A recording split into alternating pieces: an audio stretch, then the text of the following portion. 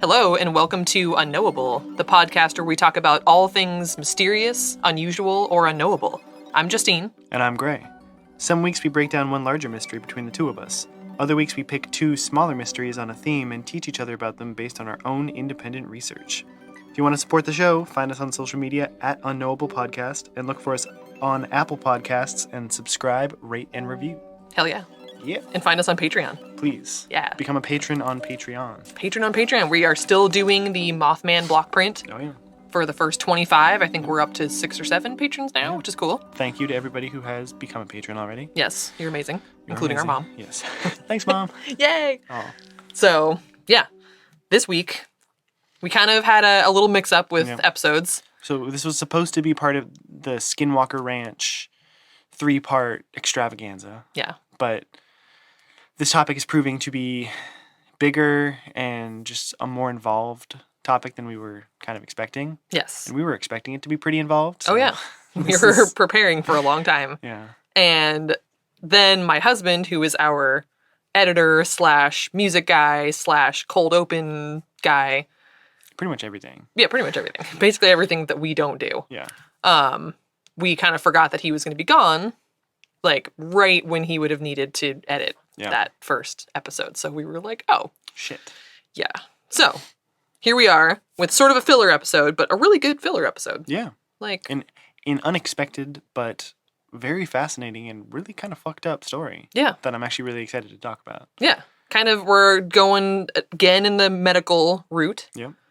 But those to me are some of the scariest because it's kind of more real. Right. I guess in the sense, like, you can argue against any paranormal stuff, but like this is like did happen. Fact. Like fully factual, fully supported with science and multiple observers and like we'll get into it, but like it's pretty undisputed what happened. The question is just what happened. Yeah, exactly. That makes sense. That's a good way to put it. Right? Yeah. What the hell happened? So you may not know this name. I didn't. No, I don't even remember how I heard about this case to begin with, but I was immediately sucked in because I love medical shit. Yeah. Seems weird for somebody who has like as severe hypochondria as I do, but I love medical stuff. So Gloria Ramirez is the name, also known as the Toxic Woman. The Toxic Lady. Which that's just cool on its own. Right. The basic story is she was called that by the media after going to a hospital, dying shortly after, but in her short time at the hospital managed to make a whole bunch of people sick. It was what, 23 people ended up hospitalized? Yeah. Or no, 23 people had symptoms. Yes, and 5 were hospitalized. 5 were hospitalized. Just from coming in contact with her and her bodily fluids. Yeah, and she was in the hospital, I mean, this was in a span of less than an hour. Yeah. So this wasn't like weeks worth of people coming in contact. This was under an hour. And from what I can tell too, there's no question of it being like, it wasn't like a bacterial infection. It wasn't any kind of like disease or anything. No. There was something toxic about what either was on her body or in her body, or like she was poisonous to be around. Exactly. And these weren't even people who, it's not like she vomited on somebody. Like there was no extreme exchange of fluids. This was just normal taking care of a patient who came in an emergency circumstance, which is the scariest thing to me. It would make sense if she came in and was puking everywhere and people were whatever, but this was just from touching her. And this just reinforces to me why I'm not a doctor or a medical professional, because like you think you know. You think you just go to work like it's every other day. You just wake up, you're tired, you want to go home, and then all of a sudden you're fucking hospitalized because some toxic person infected you with God knows what. Right. And you have no idea what it even is. Yep. So then I'd be all freaked out that it was some kind of terrible infectious disease. Yep. Yeah, I have a hard time with that. It was like right after the whole, I guess it was kind of the Ebola thing a little bit. Yep. And I remember being on a plane and of course like Ebola coming here was not a common thing at all. But still the big kind of warning signs were like certain countries that people were traveling from and like fever and things like that. And I remember somebody on one of my flights very suddenly like starting to have seizures and they, we were kind of hearing whispers of it being because of like a high fever and they were like 2 seats away from us and I was like, oh my God. Great, here we go. Yeah. And I'm freaking out thinking that, like, oh shit, like, this is how easy it would be to be on a plane with somebody who had, like, a very infectious disease. Yep. And you just happen to be in close quarters. Right. And then I remember me and the friend that I was traveling with were, like, freaking out. And, like, the man in front of us starts, like, calling over a nurse, like, saying that he was feeling nauseous and, like, hot and, like, taking off his sweater. And I was like, dude, no. Like, here's how it starts. Yeah, I'm freaking out. I'm like, oh my God, like, we're right behind this guy. Like, he's getting symptoms. And I think his symptoms were just psychosomatic. I'm actually surprised that I didn't start needing attention. Like, I need help. But I was like, oh my God, like, this is it. And we were, we were traveling somewhere fun. We were, like, going to go on a little trip. And I'm like, we're just going to be quarantined. Here we go. This is it. I'm never going home. Yeah. So, okay. So, set the scene. Yes. It's February 19th, 1994. Yep. I was 8:15 p.m. 3 years old. You were 3 years old. Yes. I was almost 7. There you go. Yeah, sure. Yeah. That was good math. So Gloria Ramirez had advanced cervical cancer. Which is terrible. Which is terrible. And sadly, she was only diagnosed 6 weeks before this. Oh my God. So this was like, she had been diagnosed at a point where it was presumably too late to really do anything. Right. It also, part of what I read was that she was living in some level of poverty, so she really didn't have insurance or money to pay for any treatment, so she was just winging it. Right. Yeah, brought into the emergency department. In Riverside General Hospital. Yep. In California. Riverside, California. Brought by paramedics. She was confused. She was, like, responding to questions with very fragmented, bizarre sentences. She had tachycardia, which is like a rapid heart rate. Yep. And something called Shane-Stokes respiration. Yep. Which, from what I understand, is just like irregular breathing patterns. You'd be breathing really fast and then really slow and then stop breathing and then it's just all over the map, basically. Yeah. Which apparently can be due to damage to respiratory centers, could be something to do with congestive heart failure, or apparently sometimes people that are new to high altitudes can experience that type of breathing abnormality. Interesting. Which is interesting. Yeah. I can, we went to the Grand Canyon and that's like barely high altitude and we were like dying. Damn. Yeah, it was rough. Well, we live at sea level, so it's like anything above sea level, you're like... I didn't even think, even going to Las Vegas is enough above sea level that like I noticed a difference in my breathing just going there. Interesting. And that's not even anything. Not that much higher, yeah. No. And then the Grand Canyon, I think, is a little bit higher than Vegas. So we did that in one trip. Right. And I remember like being at the Grand Canyon and we were like, hiking up these very like mild hills and we're all just like out of breath and just like, we're dying. Like, this is intense. So yeah, the staff injects her with 3 different medications. Yep. Diazepam, which is also known as Valium, to calm her. Yeah. Midazolam, also known as Versed, which is same thing. And lorazepam, also known as Ativan, which, again, to sedate. So they were just trying to calm her the fuck down. Yeah. Basically. I don't know what the normal protocol is at the hospital, but like 3 calming drugs at once seems like a lot. It does seem like a lot. I don't know if she was very agitated. Right. But that just seems like intense. A little extreme. Yeah. So she's getting sedated. She's not responding well to treatment. They go to like defibrillate? Yes. Yes. Her heart. Perfect. Yeah. And then they kind of noticed that she had this weird oily stuff on her skin. Yeah, like in oily sheen. Yeah, which is all over her gross. skin.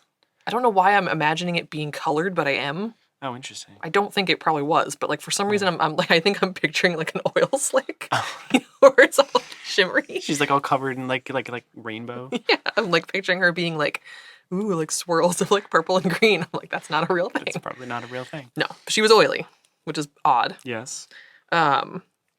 And there was a fruity garlic-like odor. Yeah. That seemed to be coming from her mouth. Which is strange. And I'm trying to imagine that scent, and I don't really want to. No, I'm good without that. It's not, I mean, garlic is good. Yeah. But fruity garlic? Fruity garlic coming from someone's mouth who is convulsing on a table. Not good. It's not a good, not a good look. No. And I know that like the whole garlic, like the garlic smell is indicative of like several different like medical conditions. So it's like that must be kind of like a red flag for anybody in the medical profession. Like, oh, something's up. Something's not right here. Yeah, like I don't think she just ate those things. She is emanating some bizarre thing. Yeah. Yeah. A registered nurse, Susan Kane, attempts to draw some blood from her and notices that it kind of smells like ammonia. Which is strange. It's also strange. So that's not a great thing. she passes the blood-filled syringe to Julie Gorczynski, a medical resident, who noticed manila-colored particles floating in the blood. Ugh. So she's also got not right. something going on there, like some kind of like solid something. Yeah. Like particles in her blood. In her blood. Smells like ammonia. Covered in oil. Covered in oil. And smells like garlic. Smells like garlic. And fruit. Yeah. Yeah. We got garlic, fruit, ammonia, oiliness, and then like these weird particles. So people are, probably kind of like, I'm imagining this being, of course, a very hectic situation. Oh, yeah. Where like ICU. Yeah. If they're like defibrillating her, she's losing consciousness. They're trying to like, save her life basically. So they're probably very agitated, rushing around. Yeah. They I know that they cut the clothes off her too. So like to defibrillate her. So they're like, it's not like they have like time that they're just chilling. Like they're in the thick of it. Oh yeah. And there's a lot of people in there. I mean, they're in like a trauma room. Like this is intense. Yeah. We're watching Grey's Anatomy lately, so I'm picturing a very specific doctor. I'm picturing Owen Hunt like in the trauma room, like commanding everybody around. Yep. Yeah, I'm sure that's basically what it was like. It's gotta be. It's exactly it. So at this point, Kane, that first woman who drew the blood, fainted. And later on, she mentioned that her face had felt like it was burning. Jesus. So that's not great. Yeah, that's an intense reaction. Yeah. And then Gorczynski, the medical resident who had noticed the weird particles, starts to feel nauseated and lightheaded. She goes and sits at the nurse's desk, and right as somebody came to ask if she was okay, she also faints. Jesus. Like, what the fuck? She was shaking, and she would also kind of have that same bizarre breathing pattern where she would, like, change her breathing and stop breathing. Right. So, this is not a good situation. Dizziness, muscle spasms. Yep. Fainting. Not good. Maureen Welch, a respiratory therapist who was assisting in the trauma room, was the third to pass out. And when she woke up, she said she couldn't control her limbs. Jesus. Like, it was one thing said she couldn't control them, so I don't know if she was spasming. Another thing said she couldn't move them. So it was like maybe temporary paralysis, but one or the other, either way, not ideal. Yeah, you don't want that. No, if I woke up if I fainted in general, I'd probably be freaking out. But if I woke up and couldn't move. Right, exactly. I'd be losing my shit a little bit. So at this point, the staff was ordered to evacuate all the emergency department patients. They were all out in the parking lot. Right. And, like you said, 23 people became ill, 5 were hospitalized. Yeah. 1 for 10 days, another for 2 weeks. Yeah. This is not like, hospitalized overnight. I mean, several more people were overnight. Right. But this was like, several people were hospitalized for like a duration. Yeah. Like we'll get into like some of like the investigation after, but like they kind of think that it's like not really a medical condition. They think it was more of a like mass hysteria, psychosomatic thing. But I think that the fact that they're literally hospitalized for like a week or 2 at a time, like that's not, you're just like hysterical. That's like there's something medically going on with you. Right. Like if we are going to consider all 23 of the people who had symptoms, it's possible. Again, it's hard to say really, like, because I could say that like if I was there and saw people just passing out, right, that I would probably convince myself that like I was feeling some way. Mm-hmm. But I'm also not a like medical like trained person at a hospital. Exactly, like who's used to these situations, to trauma, used to like being around people with like maybe contagious and infectious diseases. Yeah. You're in a situation a lot where you could potentially get whatever your patient has, and so I would feel like you'd be less likely to fall into the whole mass hysteria thing. Right. So yeah, I'm not used to being around that, and that's why I would never, as much as the thought had crossed my mind in the past, would not pursue a career like that because I just don't think I could mentally handle that. Right. But again, that's because, if I saw somebody throw up somewhere, even without knowing why, right, I would just sprint in the other direction. Right. So I'm not a normal person. Exactly. I say this as I'm pregnant with a baby, so I'm going to have to, deal with that at some point and probably not run away from my son when he pukes someday, but it's going to be fun. It's going to be fun. It's going to be fun for the hypochondriac. Yeah, it's going to be great. So yeah, basically they've got like a skeleton crew left with Ramirez. Mm-hmm. And yeah, 8:50 p.m. So she came in at 8:15, 8:50, they had been doing CPR and trying to get her heart back on track and were unsuccessful, and she was pronounced dead. Yeah. Which they said was kidney failure related to her cervical cancer. Right. So, and then even right after that, there was a woman, Sally Balderas, a vocational nurse, who was helping take the body into like an isolation room, which they did because they didn't have any idea what the hell happened. Right. Began retching and felt a burning sensation on her skin. Jesus. And she eventually also ended up on a gurney outside being treated. Wow. So, yeah. Again, you're just showing up for work. Like, it's just your normal, like, what is it, a Tuesday or something? Yeah. Whatever. You show up to work on, like, a normal Tuesday. Yeah, sure. And you're just, like, tired, your feet hurt, you just want to go home and, like, have some dinner and go to bed. You maybe have plans after work. All of a sudden, you're, like, retching and on a fucking gurney, being treated with who knows what. Right. You have no idea what you were just exposed to. And there's just this oily body now laying in front of you that you have to wheel into this isolation room because it's making people sick. And you're like, great, this is my night now. Awesome. And again, like in a very short 8:15 to 8:50 is 35 minutes that this all took place. It's people wild. Fainting, like, so again, I think it's important to consider how like rapid this all declined. This was not hours or days even, like this was It's how you know minutes. It's not. I guess you'd at least know it wasn't like a disease or it wasn't any kind of like virus or anything because nothing incubates that fast. So I guess at least you'd know that it was like some kind of exposure to something other than a toxin. Like it was a toxin. Exposure to a toxin, not a disease. Not a disease.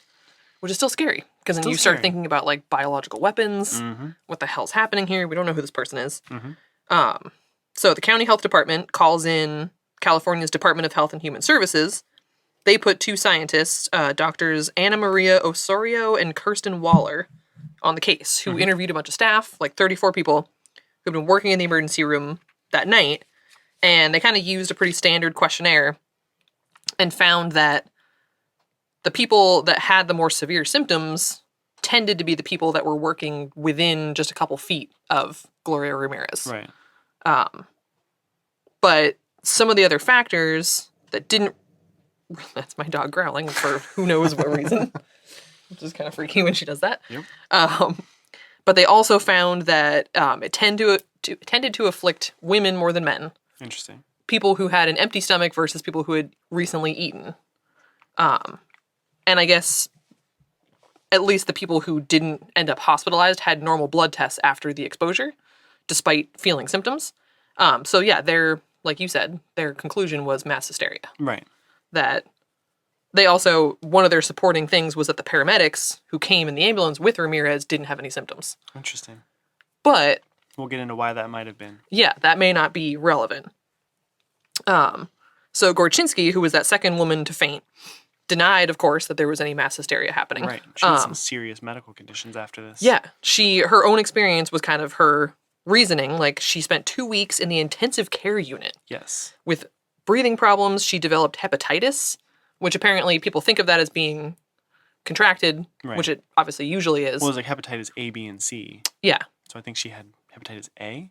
Yeah. Something, I read that it can be caused by toxins. Right. So that's relevant. And avascular necrosis in her knees, which is a death of bone tissue due to interruption of the blood supply. Jesus. I don't even have an idea about that. No. But like she had like several months worth of like physical therapy for her fucking knees. Oh yeah. This is not psychosomatic. You don't will yourself into like your fucking bones dying. Yeah, exactly. This doesn't happen. You don't imagine that. No, and people have argued like the hepatitis, like we don't know her history. Could she have gotten it some other way? I guess like that's technically possible. Yeah. But it just seems too odd. Yeah, like that for her hepatitis to have like the onset to have happened in conjunction with a bone death. Yeah. In conjunction with this craziness. 23 people becoming ill and 5 people becoming hospitalized. Yeah. There's too much. That would be a huge fucking coincidence. Right. Yeah. All of this happening. And she actually ended up filing a $6 million lawsuit against the hospital for this situation. Yeah. I think she was one of the people who felt like the situation wasn't handled well, which I don't know. I don't know how it could have been handled better. And me thinking about that right now, like I don't know what else you could have really done. Like this was left field. And when we get into some of the theories of what happened, like it's like a fucking Rube Goldberg machine. There's there's no way that this really could have been prevented without knowing more than anybody would ever know in the span of 35 minutes from someone being admitted to an ICU to their death. Right. It's not like she was admitted because people around her were getting sick. Right. And then they just brought her in and didn't do anything. She was admitted for what seemed like pretty basic complications from her cancer. Mm-hmm. So this wouldn't have been anything out of the ordinary. Right. So, yeah, so they did a pretty exhaustive investigation, didn't really turn up much. So the coroner's office contacted Lawrence Livermore National Laboratory. Yep. Described as, quote, a premier research and development institution for science and technology applied to national security. Wow. Again, I assume that maybe that has something to do with the theory, at least like the initial, maybe cautious theory, that this could be some type of intentional thing. So, yeah, they investigate. And so their very complicated but fascinating theory is... Yeah. All right. Why don't you start? All right. Here we go. So there is this thing. It's called dimethyl sulfoxide. It is an active ingredient in a commercial degreaser. So you would use this degreaser to like clean your oven and stuff. You buy it at like the hardware store. Yeah. Very powerful. The active ingredient dimethyl sulfoxide though is very readily absorbed by human skin. And in fact, up until like the 1960s, it was used as a medium for topical medicine. So like whatever medicine you needed to get into the body, you would mix it with this dimethyl sulfoxide and you would rub it on the skin and your skin would readily absorb it without causing any damage to the tissue. Which is super fascinating. Super fascinating. But also called DMSO. Yeah, we DMSO. may refer to it as that in the future. Because that's we're gonna get into the whole chemical names of it too. Yeah. So yeah, this dimethyl sulfoxide was marketed as a sort of like cure-all for a while up into the 1960s when they found out that it causes blindness and can also be a carcinogen. So in the 1960s, they stopped using it as sort of a medical thing, like as prescribed by doctors, but it remained in the public consciousness as a sort of like home remedy for cancer treatment. An underground medication. Underground, yeah. Like, oh, like this is what the doctors don't want you to know. And it's like, no, they really don't want you to know that because you will go blind. Yeah, you should not use this. And you will see why. So they postulated that Gloria, could have been using dimethyl sulfoxide as a home remedy for her cervical cancer. And let's keep in mind that she most likely bought this at like a hardware store. Yes. And it's just like a greasy gel. Right. That's the theory for why she was all oily. Yes. She had just been covered herself from head to toe in this. Yeah. So she ended up dying of kidney failure. So her body couldn't process urine correctly. Yep. So they postulated that this DMSO would have built up in her urinary tract or in her bladder because her body couldn't process her kidneys. So there would have been a high concentration of DSMO in her urinary tract. Yep. And when she was admitted to the hospital, they put an oxygen mask on her face and started administering her oxygen, which the DMSO would have reacted with the oxygen to form DMSO2. Like it would have gained an oxygen molecule. Dimethyl sulfone. Wait, what? What? Dimethyl... Cell phone. Cell phone? Yeah. Wait, cell really? phone. Yeah. Interesting. Like SULFONE. Okay. Which is also known to crystallize at room temperature, which could explain the weird floaties in her blood. Exactly. Yeah. Okay, so it crystallizes in her blood, and so she has DMSO2. Then when they defibrillated her, the electric shocks converted DMSO2 and bonded with another DMSO2 molecule to form DMSO4. Dimethyl sulfate. Dimethyl sulfate, which is an ester of sulfuric acid. So it's essentially like a different molecule of sulfuric acid, which would have then been atomized into the air and caused the symptoms that people were experiencing. Yeah. Like the dizziness, muscle spasms. So basically she acted as like a home chemistry set, basically. Yeah. Like it's like a Rube Goldberg machine, like I said, of just like cascading events that you could have never predicted. And I'm sure if you really tried to like have that happen in real life, you wouldn't be able to replicate that. No. With the same readiness. It was just like random chance, if that's right. true. If it's true, right. And that the whole thing is that none of this has been confirmed. No one's been able to replicate this conversion under similar circumstances. And even one of the researchers at Livermore Labs said we just wanted the coroner's office's opinion, and they took it and said, this is the answer, because it was kind of their official, this is what happened. Right. It caught us way off guard. We never said this is what happened, just that people should look into it. Right. So even they were like... possibility. Yeah, they weren't even like, yeah, this is definitely it. Right. And one of the harshest critics on the theory is Stanley Jacob, who was a scientist that did a lot of the clinical research on DMSO in the 60s, right. who doubts that significant quantities of those chemicals could have been produced, at least not enough to do what it did. Yeah, to cause 23 people to become sick. Yeah. And interestingly enough, her family Gloria's family denies that she was using DMSO as a home treatment. Which is interesting. Right. Because it's not like it wasn't, at this point, it wasn't meant to be used for that anymore, but it's not like it was an illegal substance. Right. It's not like they accused her of doing some type of crazy drugs, and they were like, no, she wouldn't do that. Like, this wasn't something that was going to, like, tarnish her reputation or something like that, or be, right. I mean, obviously they can't arrest her now, but, like, this wasn't something that would sound bad to be like, oh, she was using fucking meth or something. Right. This was just...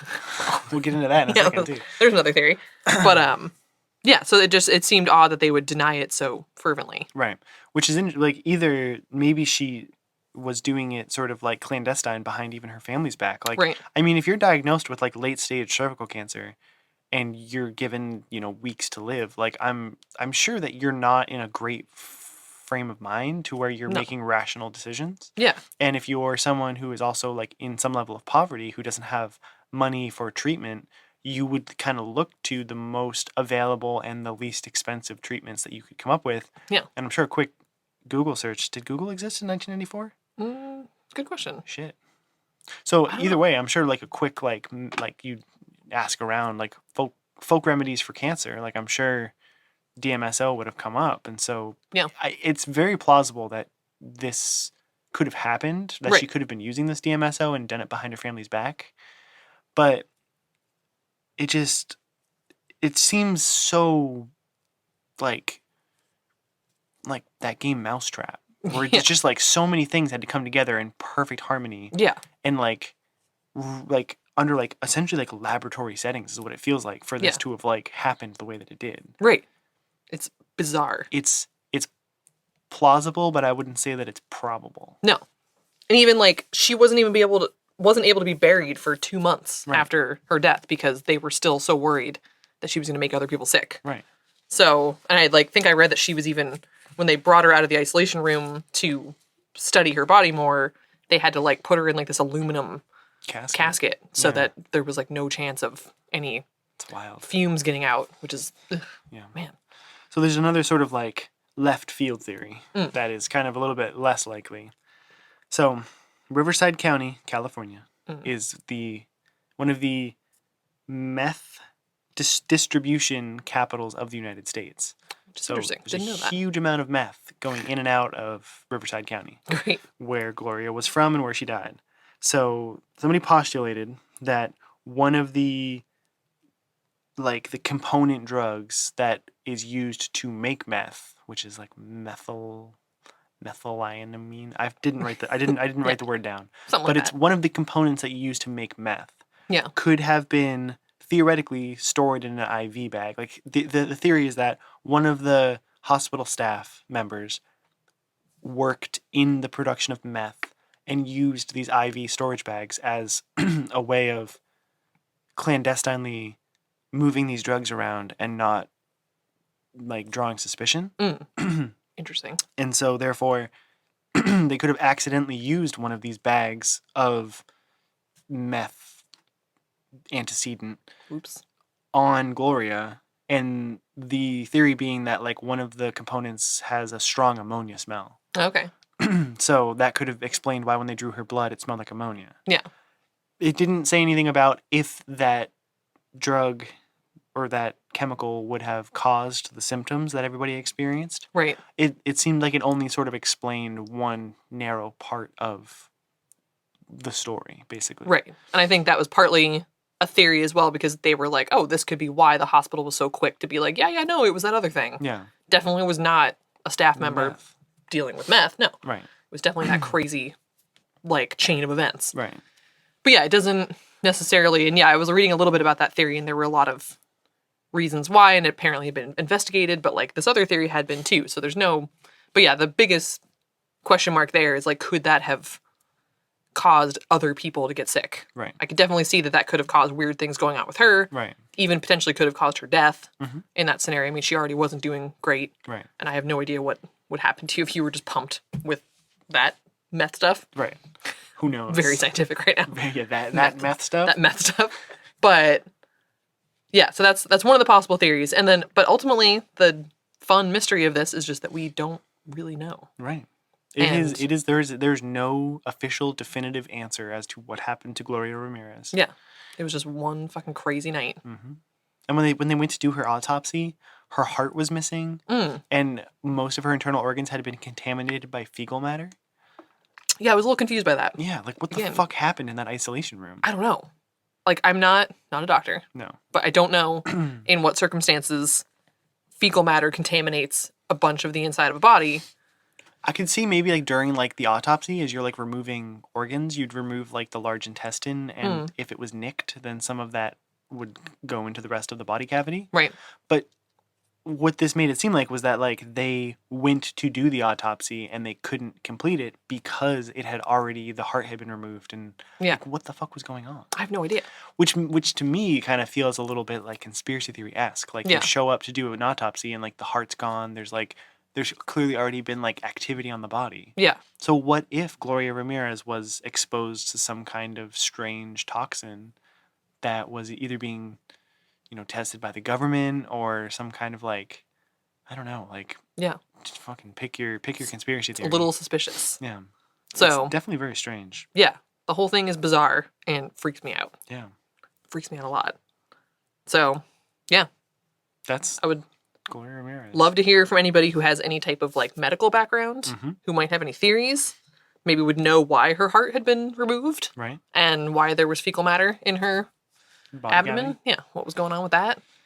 Maybe there's something that I don't know about how that death process would have worked. I don't know, like, I'm not sure. To me, just in my mind, it doesn't make sense that like kidney failure and all of that like would have led to her body cavity being contaminated by fecal matter.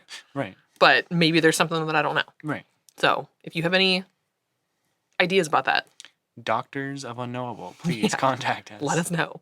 Anybody who works in any hospital settings and knows about autopsies. Yeah. Why was there poop in her abdomen? Yeah. Tell us. It's very strange. Yeah. And where did the heart go? Yeah. The hell did they do with that? Yeah. Why did they get rid of it before the official autopsy? Right. It's very strange. Yeah. So, bizarre medical story. Yeah. Gloria Ramirez. Yep. Poor lady. Like, all it comes down to is, like, I just feel really bad for her. I know. She died under pretty shitty circumstances. Probably didn't have a whole lot of life left anyways. But then to die that way. Yep. And now you're known as the toxic lady. Yeah, the toxic lady. She was 31 years old when she died. Yeah, she was super young. It's terrible. That's the age that I am right now. From normal walking around doing everything to dead and, infecting 23 people in the span of like 6 weeks. Yeah. It's intense. It's wild. Yep. So, yeah. That's Gloria Ramirez. This was a good one. It's a good one. I like it. It's weird. So, like we said, this is kind of a filler episode. But next week, we are going to be officially starting the Skinwalker Ranch trio of episodes. Yes. It's going to be intense. It is intense. We're breaking them into 3 different chunks of the huge story. So it's going to be very concise, very awesome. We're doing lots of research. Yep. It's intense. Get ready. So keep getting ready. Yes. We promise this is actually going to be it. We've been selling this for so long. Yeah, we have to actually come out with it. It's like so long now that everybody's going to be like, really? This is it? Is it? But you will not say that. No. Because the story is fascinating. So get ready for that. Next Wednesday. Boom. Boom. All right. This has been Unknowable. Love you.